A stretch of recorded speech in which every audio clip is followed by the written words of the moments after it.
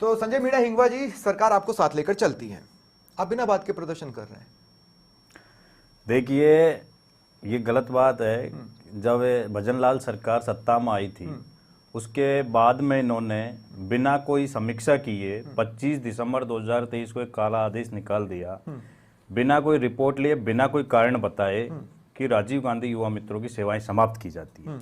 जबकि करना ये चाहिए था कि एक बार हमारी समीक्षा करवाते, पूरी रिपोर्टिंग लेते, डिपार्टमेंट से जो डाटा इकट्ठा करते कि वास्तव में काम किया या नहीं किया।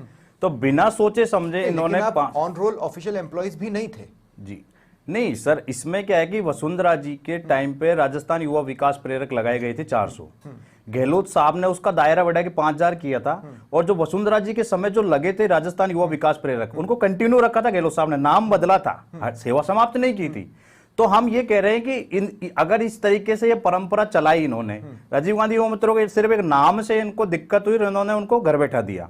तो अब बीजेपी के अटल युवा मित्रों को अगर ये लगाते हैं, तो बाद में अगर कांग्रेस सरकार आएगी तो इनको हटा देंगे। अटल प्रेरक, हाँ, अटल प्रेरक को लगाते हैं, तो बाद में अगर कांग्रेस आएगी तो इनको हटा देंगे। एक गलत परंपरा राजस्थान में शुरू हो जाएगी। उम्मीद नहीं है कि 11,500 में आप लोगों को मर्ज किया जाएगा या आप लोगों को आगे बढ़ाया जाएगा, वरीयता दी जाएगी? कोई उम्मीद नहीं है। जिस तरीके से जब हमारे युवा आक्रोश में होके 72 दिन शहीद स्मारक पर हमने धरना दिया, उसके बाद हमारा एक साथी धरना स्थल पे खत्म भी हो गया था, राजकुमार गुप्ता, और उस दरमियान फिर हमारे लड़के जो है आक्रोश में आके टंकी पर चढ़े थे। तब हमारा समझौता हुआ था राजस्थान सरकार के साथ में लोकसभा चुनाव से पहले, जिसमें तत्कालीन हमारे जो पुलिस कमिश्नर है बीजू जोसफ साहब और हमारे जो सीएमओ के सिद्धार्थ सियाग जी, ये वरिष्ठ अधिकारी थे, जयपुर कलेक्टर थे, तमाम राजस्थान सरकार के चुने हुए प्रतिनिधि, इनके बीच हमारा एक डेलीगेशन, उन्होंने कहा कि विकसित राजस्थान युवा मित्र के तौर पर हम बहाल करेंगे लोकसभा चुनाव के बाद।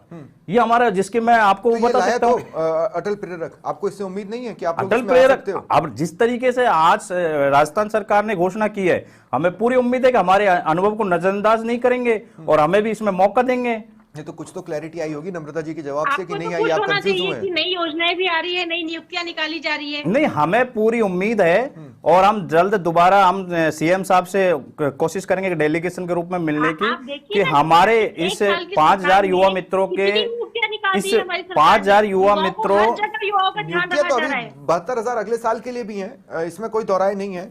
5000 राज्य से अधिकतर चतुर्थ के बाद में नम्रता जी के पास जाऊंगा। संजय जी को जोड़ रहे हैं, मैं नम्रता जी मैं आ रहा हूं। संजय जी बस अपना कुछ जोड़ रहे हैं इस पर, उसके बाद में आप ही सर मैं यहाँ ये जोड़ना चाहता हूँ कि बार बार हमारे ऊपर आरोप लगाए जाते हैं कि कांग्रेसी कार्यकर्ता थे। मैं कह रहा हूँ उस भर्ती के आप कार्यकर्ता नहीं, किसी के करीबी नहीं, करीबी तो मैं ये कहना चाह रहा हूँ कि एक तो आचार से 2 भर्ती थी राजीव गांधी युवा मित्रों की, एक 2022 की थी और एक 2024 की, तो ये सॉरी 2023 की, तो 2 भर्ती थी, लेकिन ये कह रहे हैं कि बार बार आचार संहिता से जस्ट पहले थी, जबकि ऐसे सैकड़ों की लिस्ट मेरे पास है जो आरएसएस के कार्यकर्ता है, आरएसएस में द्वितीय वर्ष प्रशिक्षणार्थी हैं, वो इस राजीव गांधी युवा मित्र में लगे हैं। तत्कालीन भाजपा के करौली के जो विधायक है, उनके बेटे इस राजीव गांधी युवा मित्र भर्ती में लगे। परमानेंट सोल्यूशन नहीं हुआ ना, कोई लिखित परीक्षा थी नहीं, कोई इंटरव्यू था नहीं सर। इसमें क्या हुआ बैकडोर में? बकायदा पब्लिश किया हुआ था, नोटिस था, बकायदा हमारा इंटरव्यू हुआ था, 7 दिन की इसमें ट्रेनिंग हुई थी, बकायदा अलग अलग डिपार्टमेंटों के जो एचओडी हैं उनके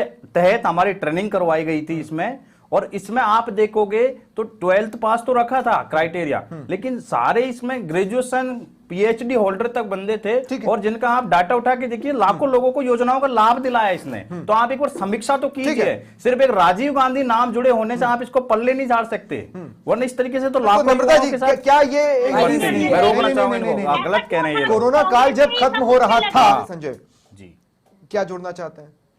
सर मैं यही जोड़ना चाहता हूं कि जो आज सरकार ने घोषणा की है, अच्छी बात है, युवाओं को रोजगार मिलना चाहिए। मैं यही सरकार से निवेदन करना चाहता हूं कि जिस तरीके से आपने हमारे डेलीगेशन से वादा किया था कि आपको बहाल किया जाएगा, तो मैं चाहता हूं कि चाहे आप नाम परिवर्तित कीजिए, लेकिन 5000 परिवारों में जो मातम पसरा हुआ है, इन परिवारों में खुशियां लौटे, इन युवाओं को रोजगार मिले, इनको आप राजनीति का शिकार मत बनाएं। मैं आपको दिखाना चाहता हूं कि 27 दिन से नौकरी देने के लिए धरने पर बैठे युवा मित्र की हार्ट अटैक से मौत हुई है, दौसा का निवासी था।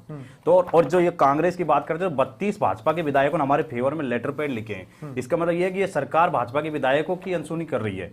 तो मैं चाहता हूं कि इन सब चीजों को संज्ञान में दी ही नहीं गई है कि आप लोगों को इसमें मर्ज किया जाएगा, वरीयता दी जाएगी। हाँ, तो मैं चाहता हूं वो क्लियरिटी करें, अन्यथा हम नई रणनीति बना के हम आंदोलन करेंगे। हम रुकने वाले नहीं है, हमें हमारा हक चाहिए।